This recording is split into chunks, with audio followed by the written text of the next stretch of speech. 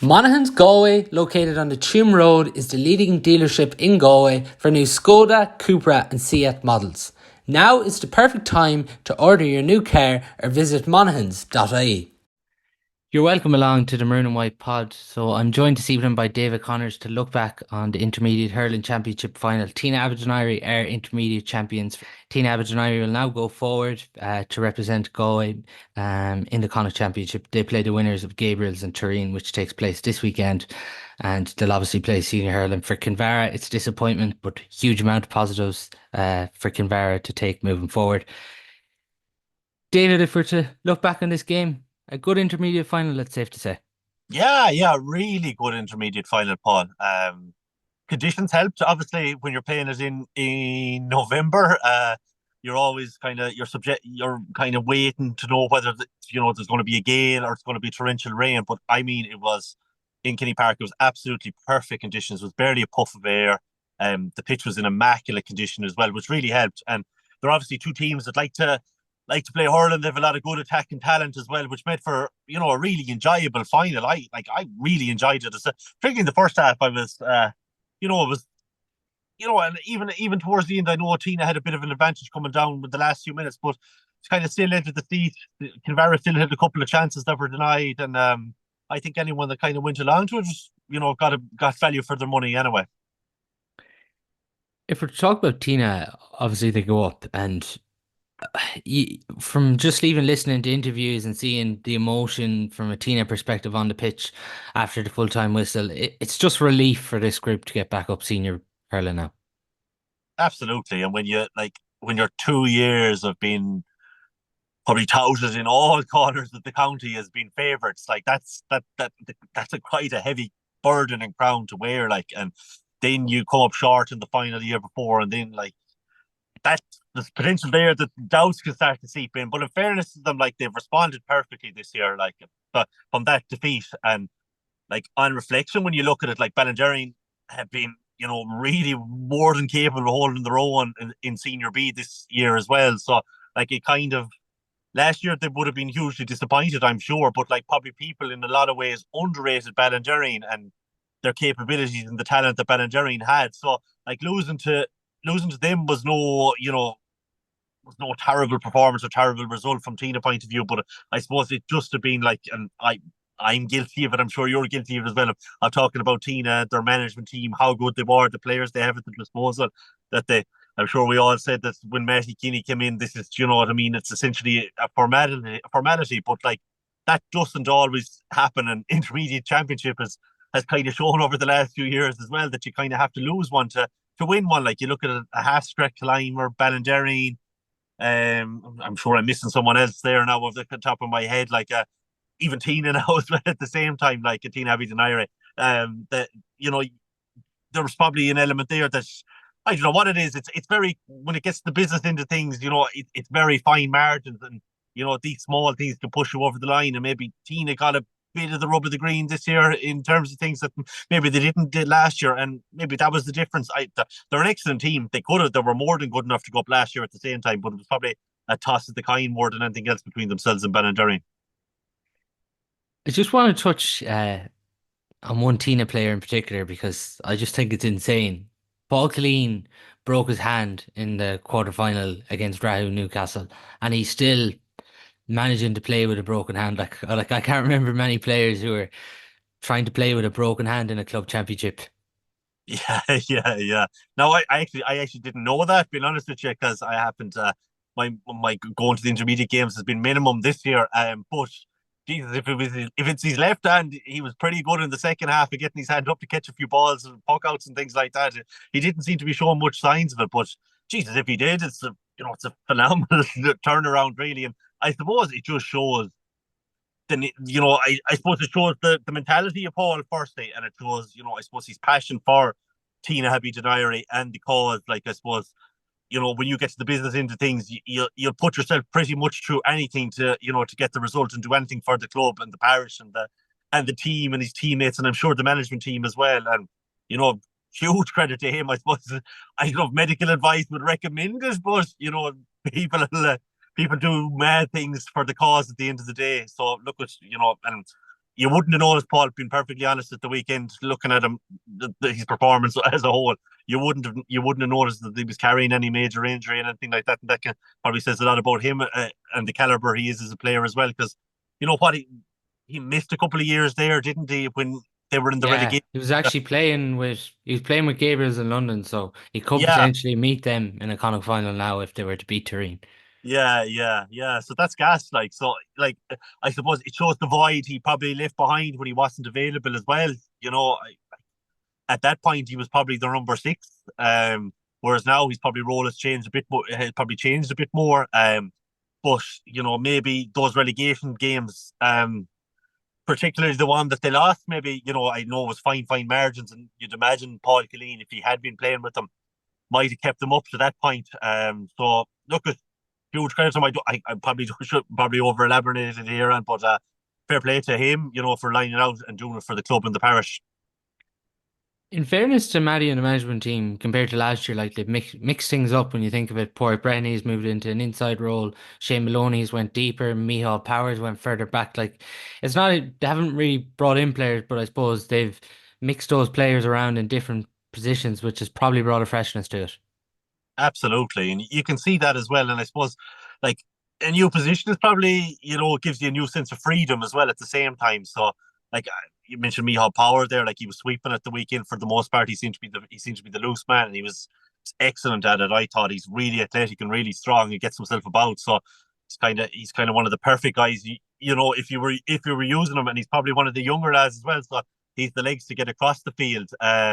You mentioned Shane Maloney there. Like Shane Maloney is just an absolute joy to watch. Like the technique when he's striking the ball is it's probably second to none really in Galway. Like he's one of these players that just has these beautiful wrists, and was watching him taking a couple of frees beforehand, and they were just like straight and through trajectory over the bar. Like I don't know if you remember, Paul, like how good Shane Maloney was when he Yeah. was 17, 18. You might be a bit young, but it's more my vintage now than yours. But like he was playing for Galway minors when he was 16. He won two minor All Irelands. Like such a talent, and like the skills are still there. You can see his, you know, like he played a key role in both the goals as well at the same time. He's unbelievable sideline, like literally just needed a power to it for the second goal, and he was heavily involved in Pádraig Brehenny's shot that cannot off the post for Conor Jordan to win. So, like, yeah, when you're moving, like when you have talented players, like most talented players can play pretty much anywhere. Like, and you know, I suppose moving them around and trying new things is great, and it can give them a freshness as well. And I suppose if you were starting Shane Maloney at 14, he's not going to get as much space as he will out in midfield, and he can punish you from distance as well at the same time. And you mentioned Pádraig Brehenny there, like huge contribution again, like, and Pádraig Brehenny is an excellent player, like, excellent. We've seen him down through the years, and like heavily involved. He's very unlucky not to finish with 1-2 instead of 2 points as well. Like, had the like his goal really, like, you know what I mean. Like Conor Jordan was left with a very easy finish for the end. But yeah, look, at these are, I suppose these are the things that these are why Matty, and Matty's highly regarded, and his management team as well, Liam Hodges and Co. Like, and they got it right at the weekend, and they probably got it right all year in terms of where they were setting players up. Particularly Mihal Power too, like he's really struggled with the hamstring since even going back as far as last year's county final and missed a lot of the campaign with the Galway under 20s. And yesterday's probably a day Galway hurling supporters probably realised how much of a loss Mihal Power was to the 20s this year.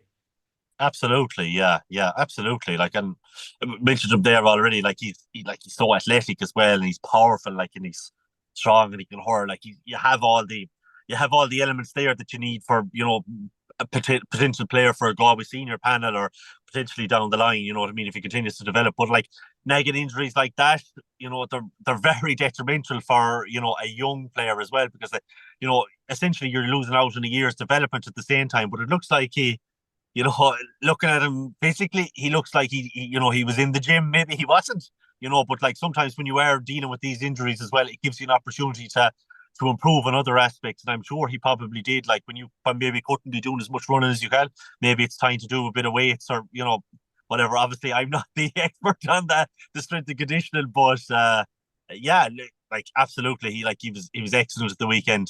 Really, really good. Just before we get into the game too, Like it's safe to say it's been a really positive year for Kinvara. I know they'll obviously be disappointed now for the next few days.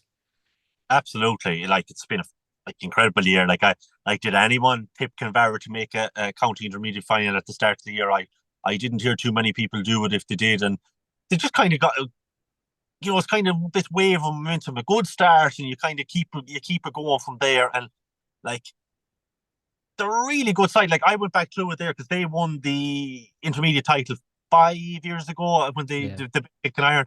And I make out that they only had, is it 4 starters from that team. So like that'll tell you it was Dean Ivers, Shane Byrne, Niall Birmingham, and Connor Whelan. I make it out. I could be open to correction. There could be one more, but like if you have essentially 2/3 of your team changed in 5 years, you're like the chances are it's going to be very, very difficult for you to compete.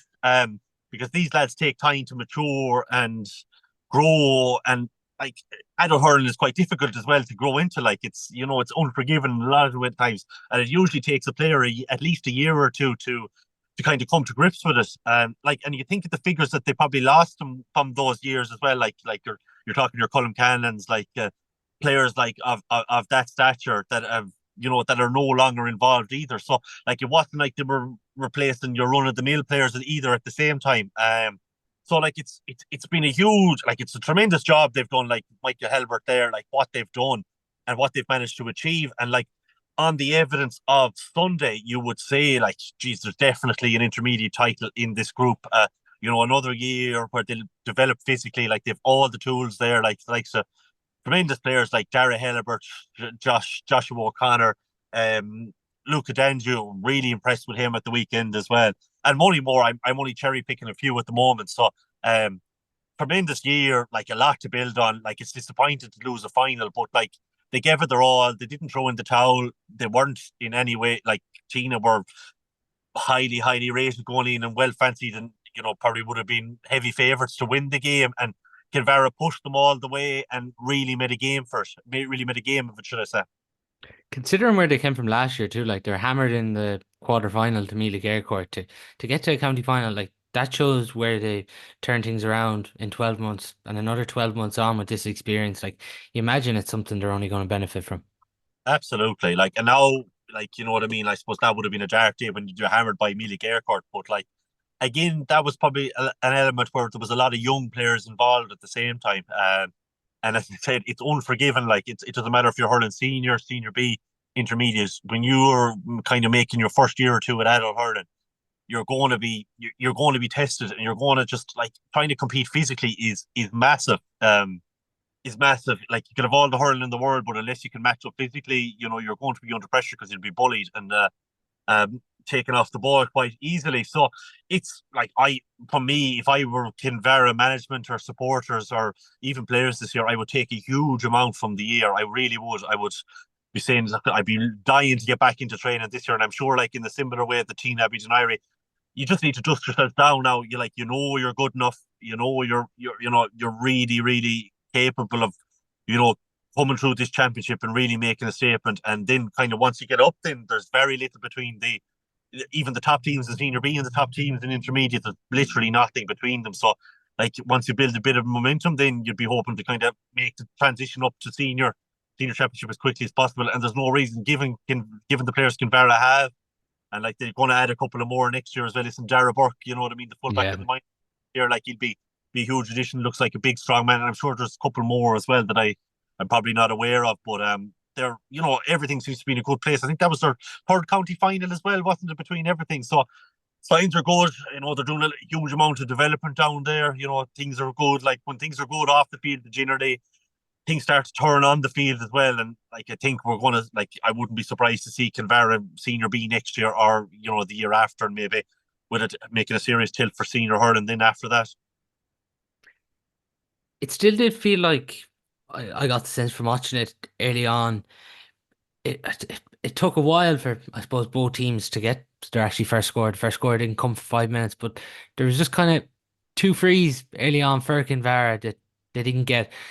And it kind of always felt like a game where Kinvara had to be ahead, just I suppose with the nature of, I suppose, the players that Tina had and Kinvara coming into this one as underdogs. Yeah, probably. But like in saying all that, they dug in. They only went a point down.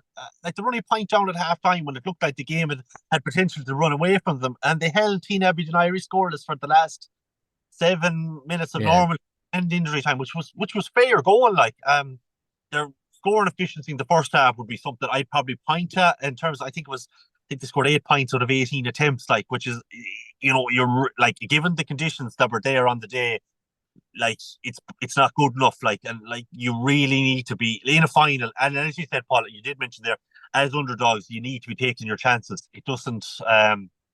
You need everything to really go over the bar for you. You can't be missing, some of them were tougher opportunities, but you can't be missing kind of easier opportunities. And I suppose then the goal hit and it kind of knocked the stuffing out of them. And they were always playing catch up from there then. And then the second one hits, you know what I mean? And, there's going to be lots of learnings for them as well at the same time. But it was a game that they probably need to get their noses in front and by, if they could have turned around at half time, maybe a couple of points ahead, had their scoring efficiency been a bit better, the possibility of being upset was there, and maybe the team talks are very different at half time. So, yeah, I would probably attribute a bit to that, and if they had the chances to go ahead, I think they created more chances to the team in the first half as well, which they went in behind, which was kind of telling in a lot of ways.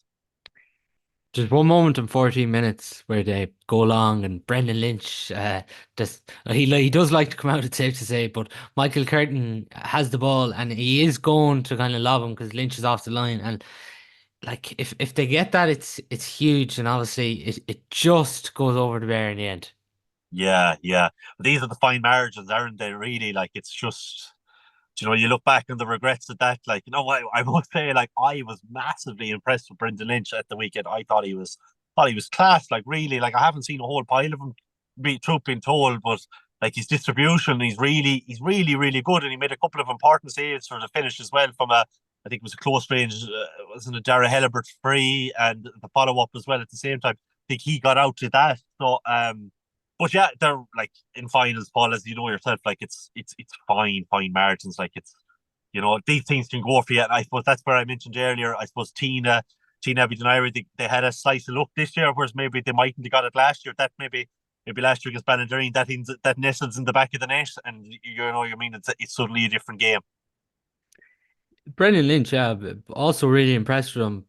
And it's the outball he provides, but even when he was coming out at some stages and running the ball to solo it, like he was making yards with that, but also he was given I suppose that extra pass and supply to create the overlap for Tina too. Yeah, yeah, like the Niall Morgan of Tynagh-Abbey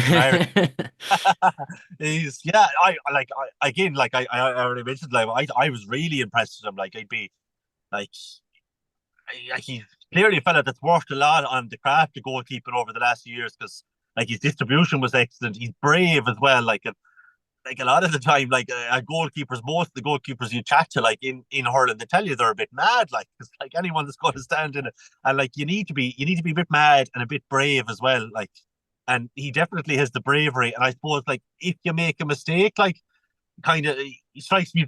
I don't know the fella personally. I could be taking this completely wrong, but like he strikes me as a fella that would kind of brush it off and go again and do the Niall Morgan thing, come out again and try and create that overlap there, or you know get that extra 25 yards up the field that you can be landing the ball on the edge of the square, which is huge. Like so, he's one he's one to keep an eye out for anyway for sure going forward. Even if you're looking at the early stages on 15 minutes, Tina, it was 6-3. Then they push it out to 7-4. Kinvara come back to their credit 8-5. Then it goes 9-5, 9-6. Until I suppose Kinvara had that strong finish at the end of the first half, Tina were just always kind of keeping that 2-3 point lead. They were, yeah, they were, and that's down again probably to Kinvara's shooting as much as anything else. But you know what I mean? Like it's a sign of a good team too, that can keep you at arm's length no matter how hard you try to come back. They kind of just did, like Kinvara didn't lead from that point on. Like you know what I mean? Tina, even at the start of the second half, Shane Maloney scored the first 2 points of the second half as well, which turned the 1 point lead back out to three. And maybe if Kinvara could have got a couple of scores either side as well. Um, yeah, so look at it, it's just one of those things that I suppose, like as you said when you're earlier on, when you're kind of the underdogs, you need to get your noses in front, keep your nose in front the whole time, and otherwise you're kind of looking at that for a finish. You're kind of looking for a sucker punch for a finish to kind of turn the tide for yourself. Yeah, 9-6 there on 23 minutes, and Kinvara then get the last 2 points at the half. But a man who's crucial in that period, Lee Merton, he sets up Keen Pine and then he gets a point of his own at the end of the first half. Yeah, he's really good, really good. Another one of the Kinvara players that was excellent. Really shone through, really busy because they Kinvara seemed to crowd the middle third quite a lot. They had a lot of players back. So and he, you know what I mean. He when you're in there, you got to be brave, and you like he had excellent distribution passing as well, and he's able to take a score from distance. So you know that's a sign of a good player. He'll be definitely one of the ones that Kinvara will be looking at going forward to kind of lead the charge. Now suddenly, you know, you don't feel the years going by in adult hurling, and you know you kind of you need new leaders, and I'm sure Kinvara are looking for new leaders at the same time, and he's the potential to be definitely one. On Kinvara, what did you make of the positioning of Conor Whelan? It seemed to be majority of the time in the first half he was playing that wing forward role, and it was clear that David Jordan was given the task to man mark him, and even there was one or two lads dropping in front of David Jordan too on most occasions.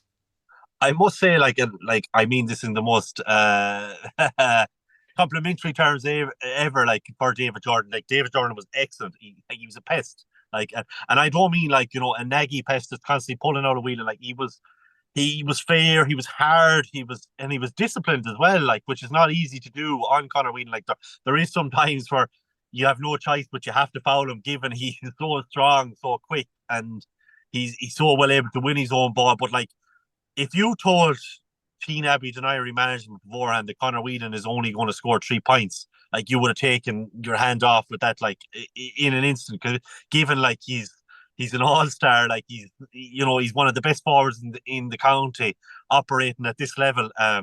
So it's hugely commendable in terms of the position. I quite liked where Whelan was. I thought he was linking up a lot of play. He was dropping deep to get on possession. I suppose my one, maybe if I was to have a qualm, maybe when they were chasing for finish, I would have put him on the edge of the square. They opted to kind of go with Joshua O'Connor up for when they were really needed to score.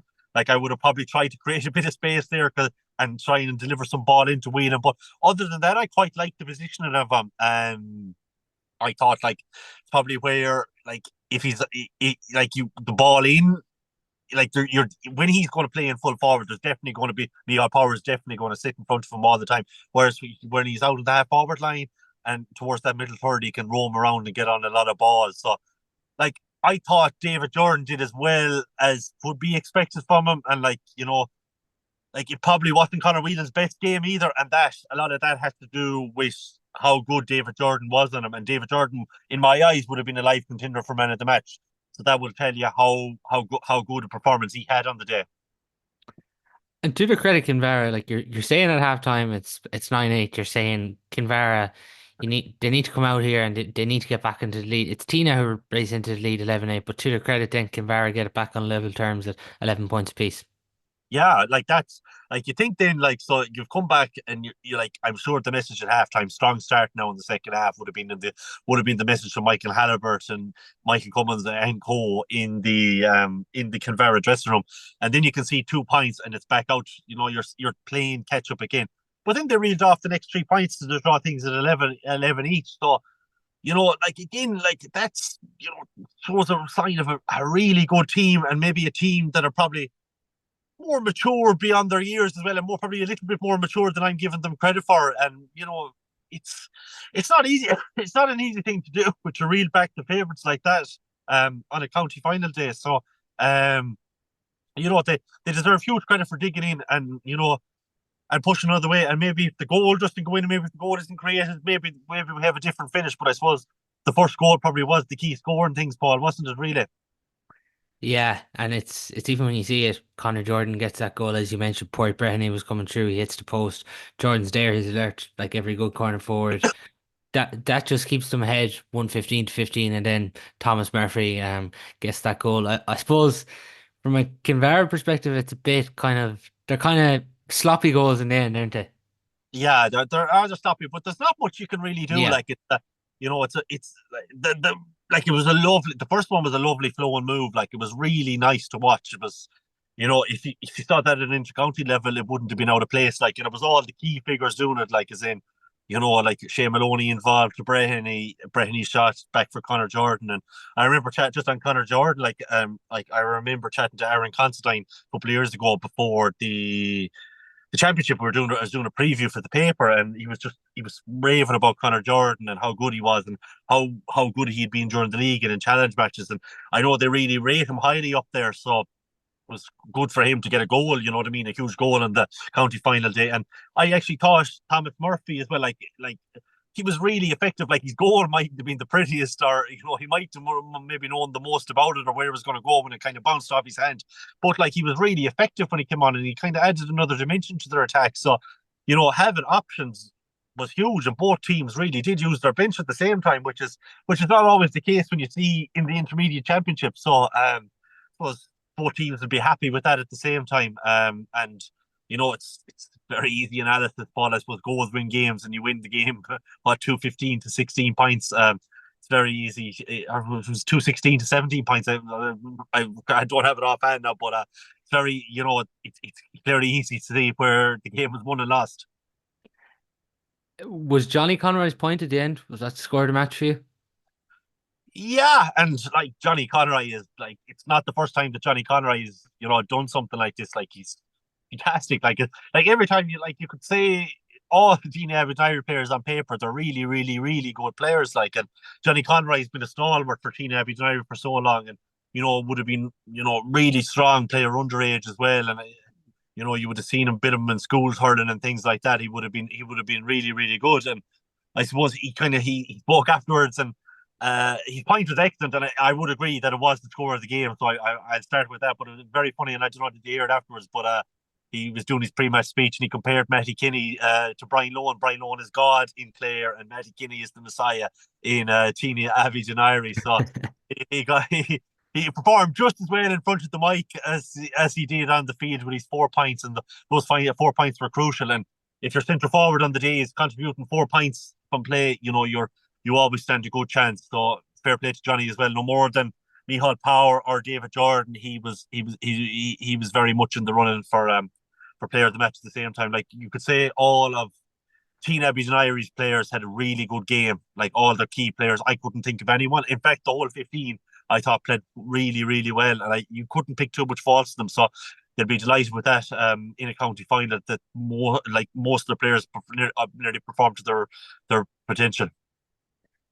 It's the thing, isn't it? And I know I've been guilty myself talking up Tina throughout the year, but like when you're looking through this starting 15 and you're thinking of players who've played Galway underage, Brendan Lynch would have been part of a Galway minor extended panels. Same with David Jordan, Paul Killeen.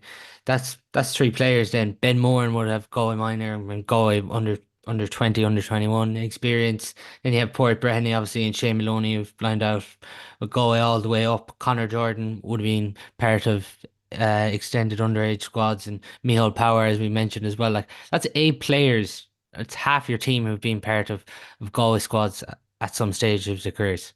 Yeah, and like a bulk of that team have had underage success with Tynagh-Abbey as well, like is in winning big championships down through the years. Like, your key figures, your Shea Maloney, like your Pádraig Brehenys, Paul Killeen's, players of that vintage they've had huge success as well.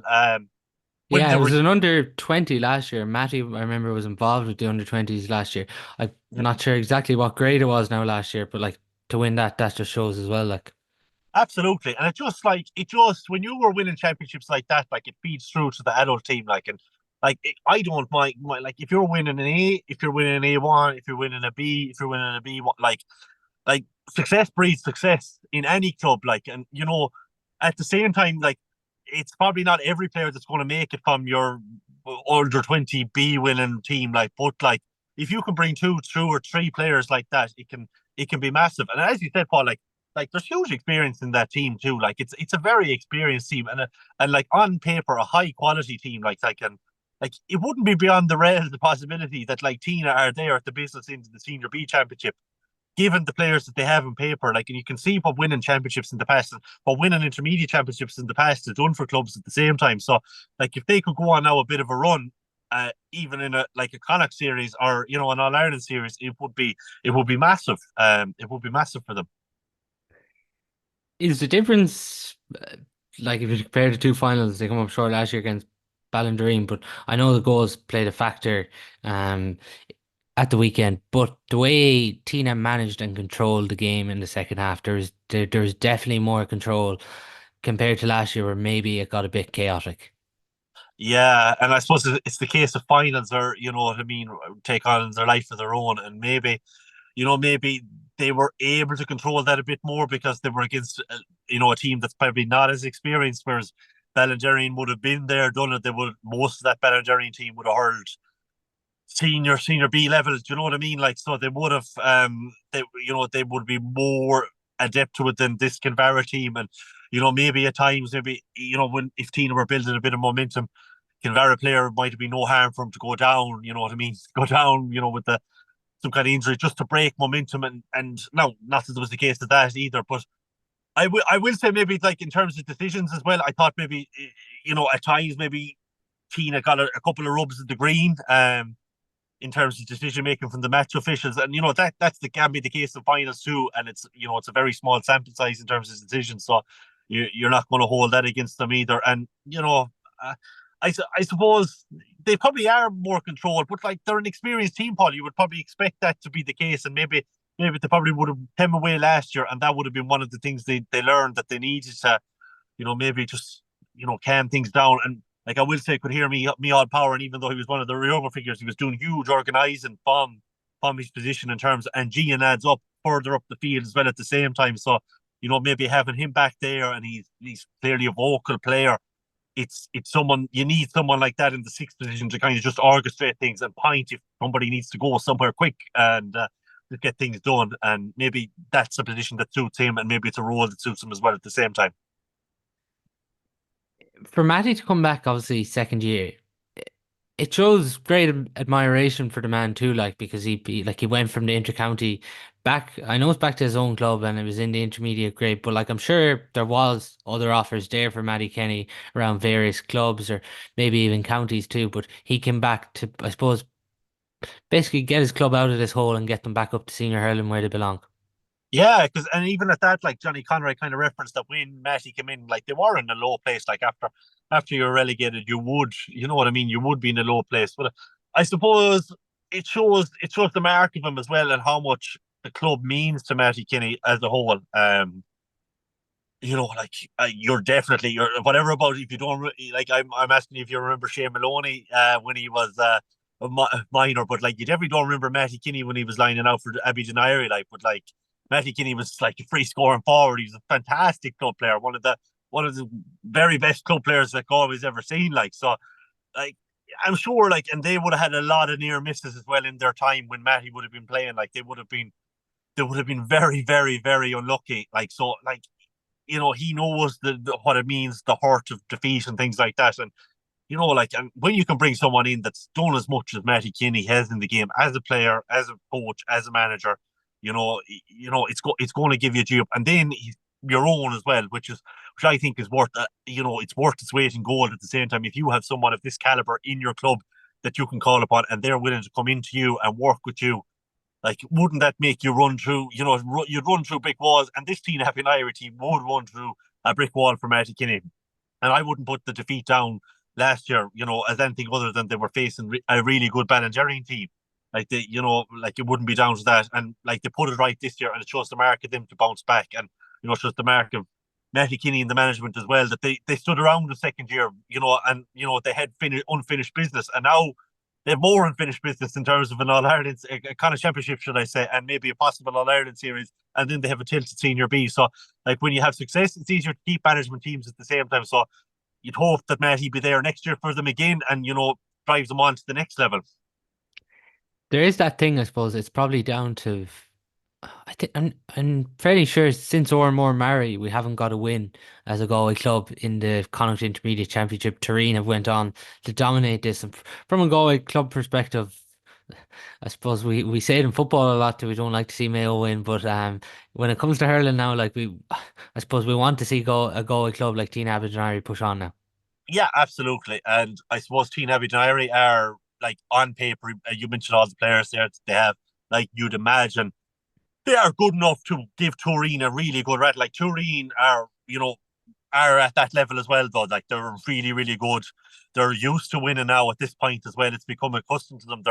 They obviously have no fear of the teams that are coming out of Galway, but maybe you'd be hoping that there's just something that little bit different with Tynagh-Abbey and Irene, the players that they have and the bit of experience that they have at the same time that they will be, that they will be capable of pushing on. But again, I suppose at the end of the day, I suppose Paul, it's the 25 best team in Galway against the best team in Mayo. Like, it's not easy, and I know Mayo doesn't have the traditional hurling that Galway had, like, but like you are dipping down, you are dipping down the levels as well at the same time, and it's not a slight on Tynagh-Abbey, Duniry or Kinvara or the teams that have qualified kick and iron whatever before that, and I suppose it's probably a case of the competition structure really maybe might need a review because like Tureen are going for 5 in a row this year, and there is a year there that was missing during COVID as well. Like so, Yeah.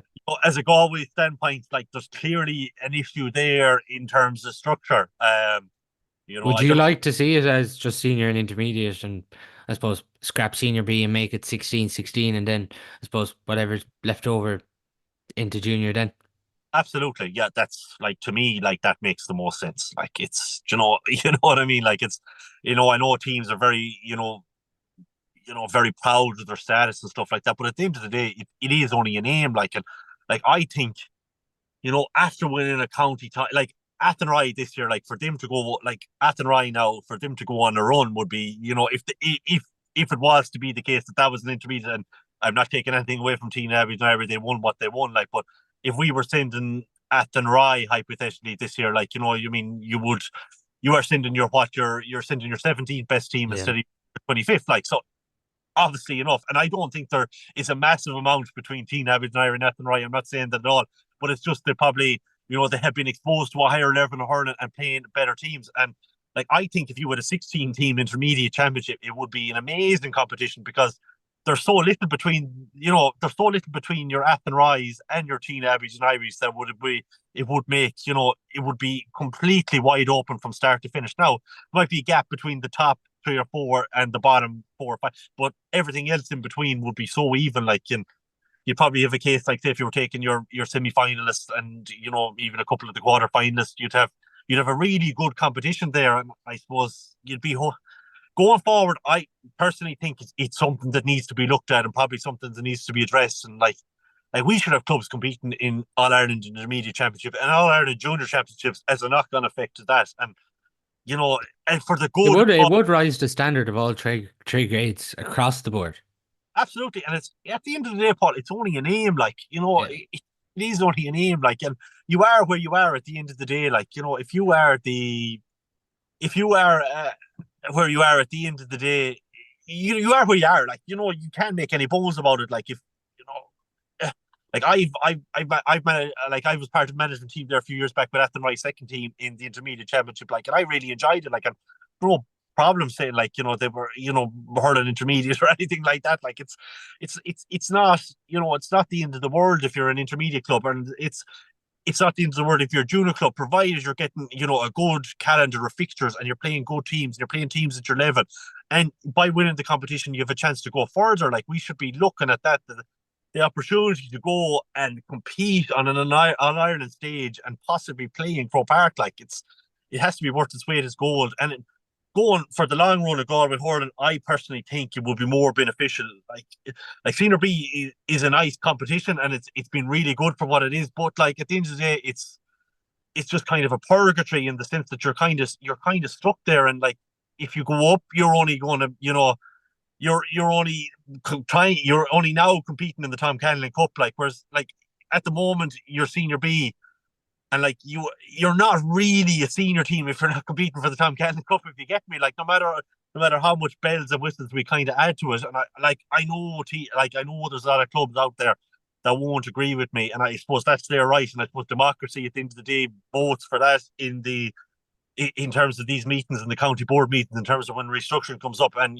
clubs are not entitled to vote for whatever they want. And I suppose I'm just giving my opinion that I would like to see is the other way. And I would like to see Galway clubs going on to the big stage, because like in terms of intermediate this year, like if Tynagh-Abbey were to make an All-Ireland series, like they're going to be playing like as the 25th best team in Galway. They're going to be playing the 13th best team in Kilkenny. Like, and how is that fair to them?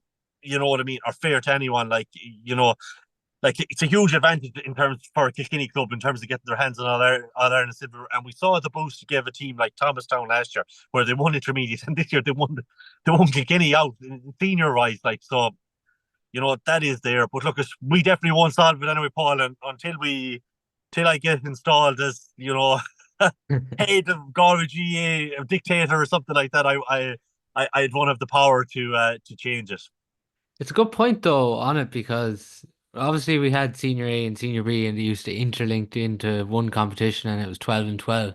But you're still ending that, nothing's changed there. You've still ended up as the intermediate winners as 25th best team in Galway. Yeah. Like if there was something there that you were allowed in the Senior B team, to compete in the intermediate championship, it would be like, I don't know, do you have to call it the Premier Intermediate Championship, or like Yeah, that's what it down in seems to Cork? be. That's it, to kind of sell it to people. But like again, I can't say, like there's nothing wrong. Like the standard, if you saw the standard of hurling yesterday, like in Tynagh-Abbey's and Irish case, like, and between themselves and Kinvara, who would be playing an intermediate championship under the restructure, like if it was the case on current, on current rankings or power rankings, as you do yourself, they would be playing in that, like, and there's absolutely nothing wrong with it. Like, it's a really good standard of hurling. Like, anyone that was in there yesterday got the price of admission. And like, it's probably wrong to be talking about this at the time when Tynagh-Abbey and Duniry after winning, like, and they're more than entitled to go forward and represent Galway, because under the structures that's how it plays out. And I don't want to take away from them at all, and I'm supporting them all the way from this point on, especially against the crew across the border this day, like in Mayo. And I hope they go further, and I'd love to see them go all the way. But just in terms of a structural point of view, it's very difficult for Galway teams. Very difficult for Galway teams to firstly to make Croke Park, and then to beat the teams that they meet there in the final day. Just before we do finish, David, as a Thomas's man, I'm not sure does it hurt you now when you're looking forward to the county final this weekend, but Loughrea and Captagal in the county final this weekend on Sunday in Kenny Park. It's going to be a great occasion, and it is a novel pairing as well.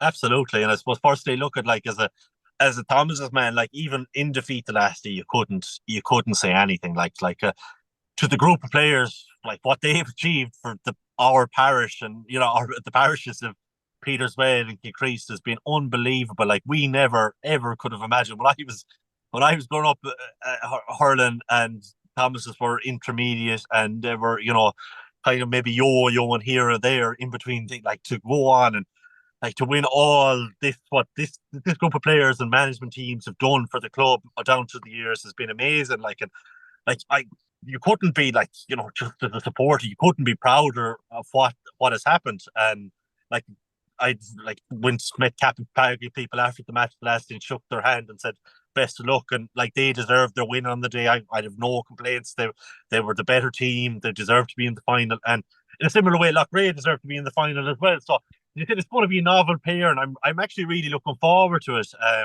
think two really good teams. If it was anything like the weather last weekend, we're in for a treat. I haven't actually checked the weather conditions at all to see what we're in for, but please God, it's something like we got last Sunday. And Hurling will be the winner. You'd expect a bumper crowd again, like it's in Kenny Park. Automatically, it's going to be a better atmosphere because it's a smaller venue, the Pearse Stadium, and it holds the atmosphere a bit more. The noise reverberates a bit more, because in county final day, Pearse Stadium is a little too big, and you kind of can get lost in the size of the stadium. So to have it in Athenry, please God, fingers crossed, it's a good day, and you know what I mean. Best luck to both teams, I suppose, more than anything else. It's both of them have plenty of heartache down through the years. Like, you look at Loughrea's final record and, the recent defeat, and then you look at Capitagle's, semi-final record. It's all to play for, and I'm sure both teams, there'll be no love lost there, between all those lads. A lot of them lads would have went to school with each other and they'd know each other quite well, and I'm sure there'll be, the border patrol around Kilreekil this week, letting people in and out. But yeah, it should be a good final, and looking forward to it. Be interesting to see now, will the two teams go in separate at half time in this one, or will it be fleeced? It seems to be fleeced the last day anyways in the intermediate final. But who do you think is going to win the county title? Oh, you put me on a spot. Like I like my head says Loughrea. Like my head says Loughrea, but like something like Heart or something like that says Capitagle. It's probably just. It's just, I don't know. Like Capitagle, like Loughrea have a bit. They don't have a huge. This group don't have a huge amount of baggage from finals, but they have a little bit of baggage from finals.